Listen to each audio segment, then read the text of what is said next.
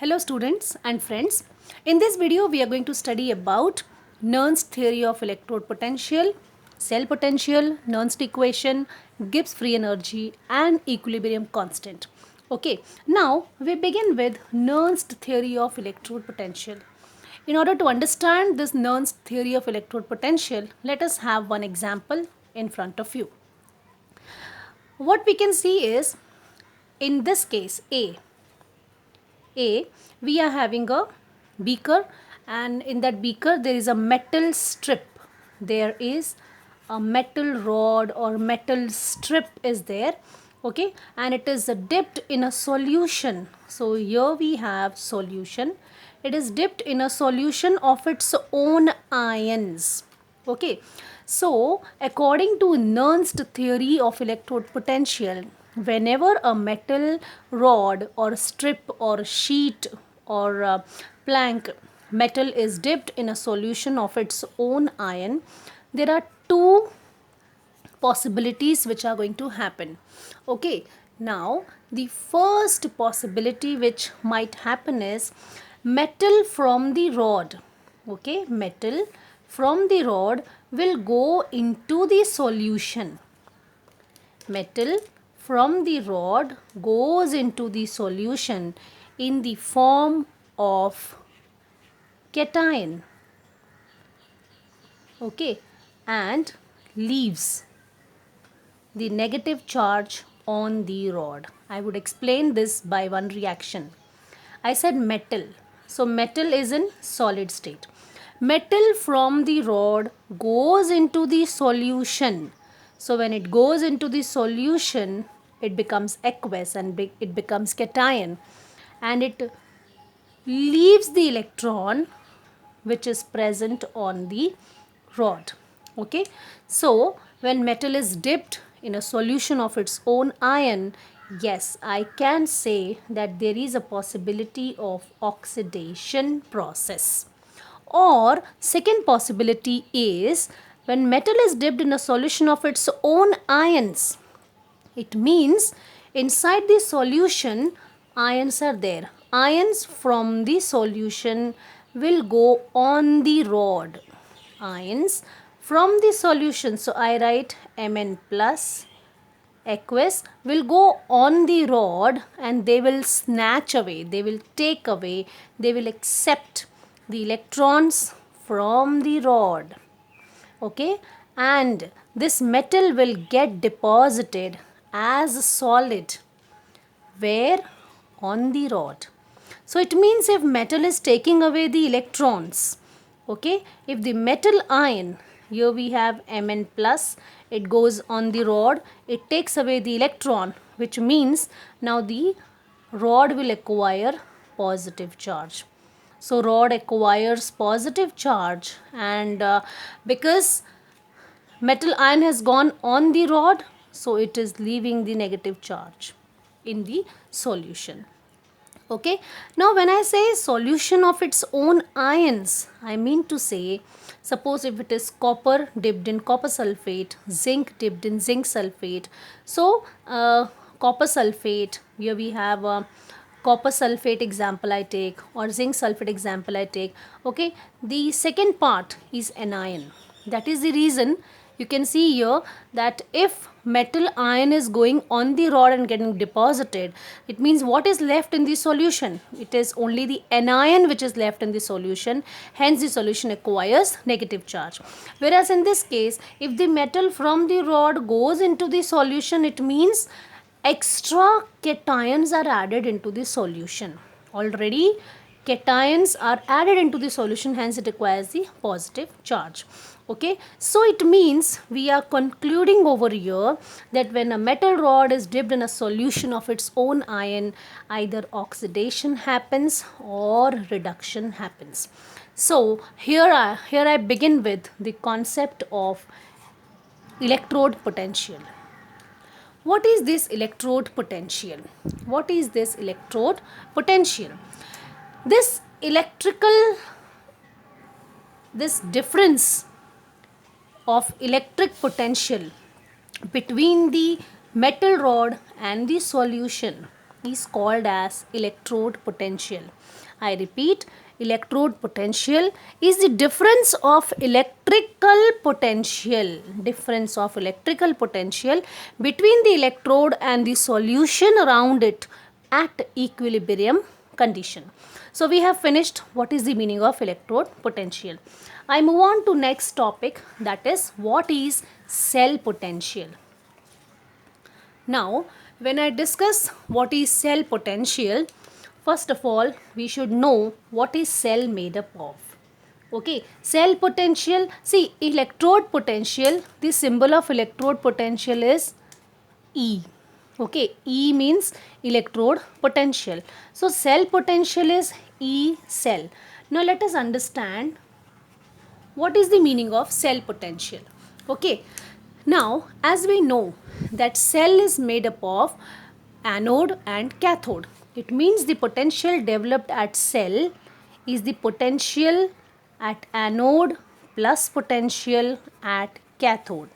But friends, we all know that the potential developed at anode is due to oxidation and the potential developed at cathode is due to reduction. Okay, we also know that anode is a left hand side electrode and cathode is right hand side electrode.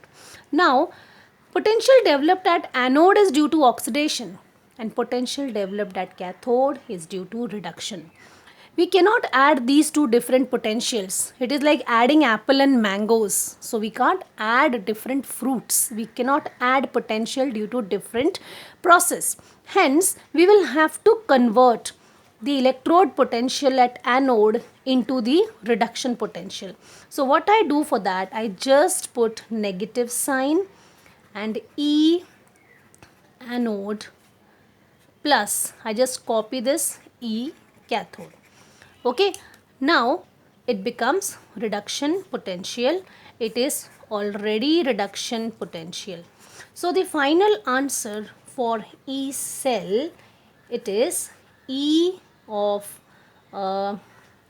cathode minus E of anode, or I can also say that it is RHE minus E of LHE. Now students, that is the reason we say that cell potential is the difference in the difference of potential between two electrodes corresponding to the external flow of electrons from left hand side electrode to the right hand side electrode. Okay, again I repeat, what is cell potential? It is the difference in the potential of two electrodes when the electrons are transferred from left side electrode to the right hand side electrode. Now, if anybody is asking you what is standard cell potential, standard cell potential is E naught cell, which means that it has been carried out or calculated at STP. Okay, so E naught cell would be equal to E naught RHE minus E naught LHE. So here we have finished the topic, that is cell potential. Okay, we move on to Nernst equation. Let us understand from where this Nernst equation came. Yes, definitely it has arrived from the Nernst theory of electrode potential. Okay, so we begin with the next topic, that is Nernst equation, which has come from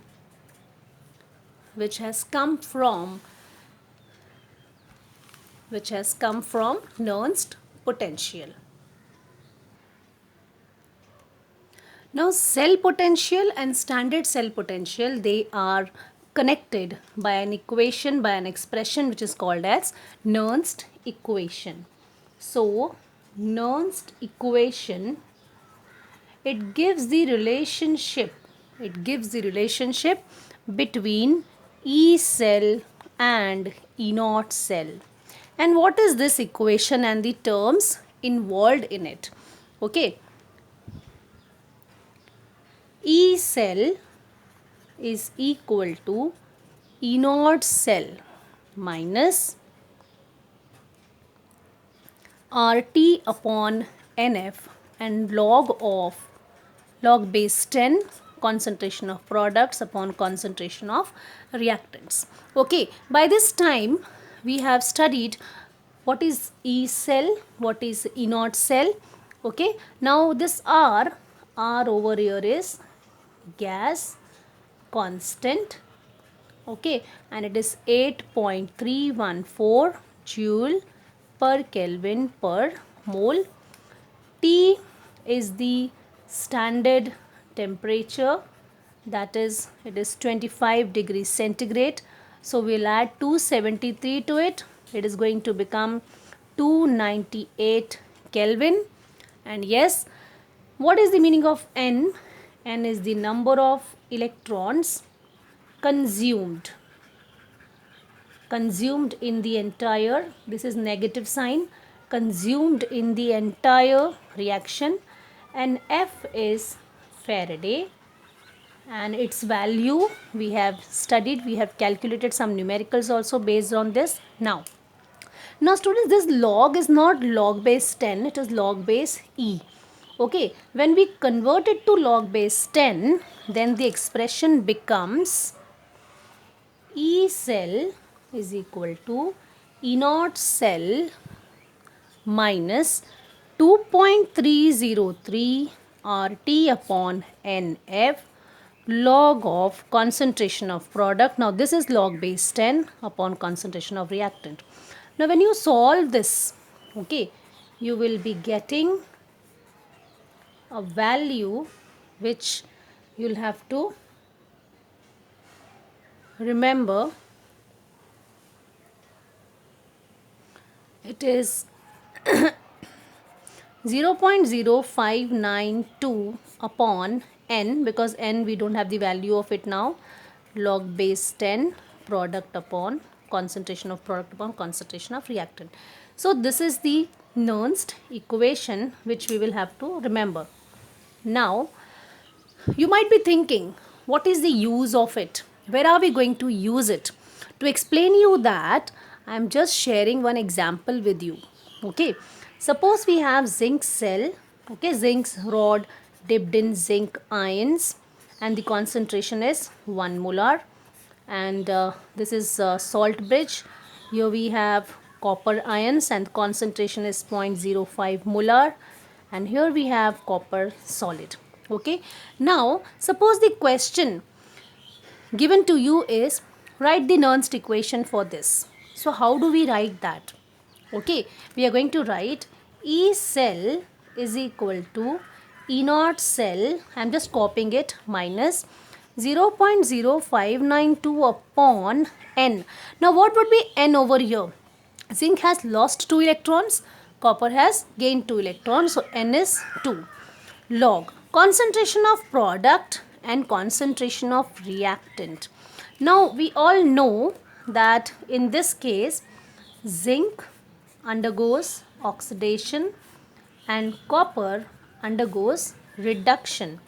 So if you see this particular expression what I have written, concentration of the product. Now product is zinc ion concentration. We do not write solid. Solid's concentration is not taken into consideration.